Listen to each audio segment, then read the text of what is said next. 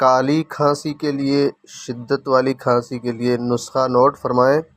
अतीस अतीस और काकड़ा सिंघी, काली मिर्च, ये सब बराबर वज़न ले लें, यानी 10-10 ग्राम ले लें। इसमें 5 गुना शहद मिलाना है। थोड़ा नीम गर्म करके हल्का सा शहद मिला लें, इसका माजून सा बना लें।